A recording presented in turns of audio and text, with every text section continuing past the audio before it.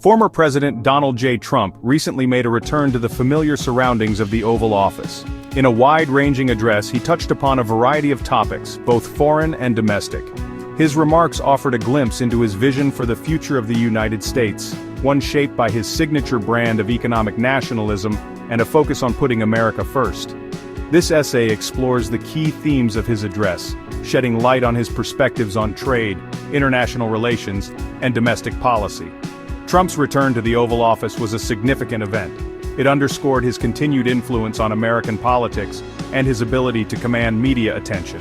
His speech, delivered with his characteristic blend of confidence and bluntness, offered a clear articulation of his policy priorities and his critiques of the current administration. The address served as a platform for him to reconnect with his base and outline his vision for a stronger, more prosperous America.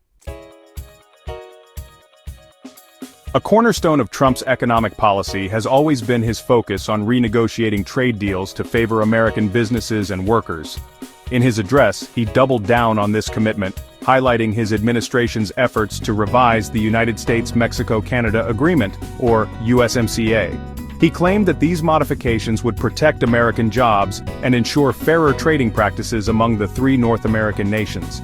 Trump also reiterated his belief in using tariffs as leverage in trade negotiations. He pointed to his administration's imposition of tariffs on goods from China and other countries as evidence of his willingness to take a tough stance on trade.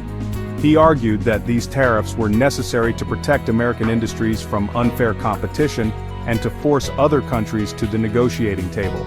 Whether these tariffs ultimately benefited the American economy or hurt consumers with higher prices remains a subject of debate. Beyond trade, Trump's address also provided insights into his foreign policy outlook. He emphasized the need for a strong military and a robust national defense. He criticized what he perceived as the Biden administration's weakness on the world stage, particularly in its dealings with countries like China and Russia. He argued that the United States must project strength and resolve to maintain its position as a global leader. Trump also used his address to reiterate his long-standing skepticism of international organizations like NATO.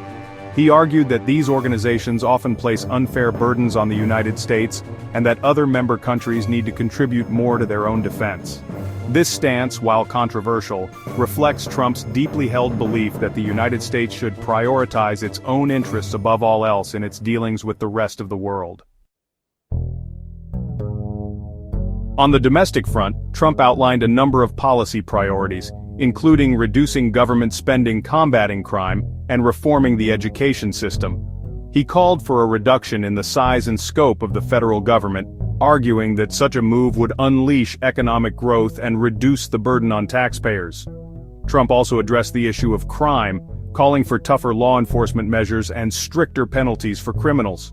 He blamed the rise in crime rates on what he described as the defund the police movement and progressive policies that he argued were soft on crime.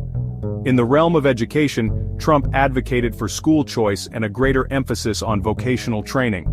He criticized what he saw as the failings of the public education system and called for reforms to empower parents and students.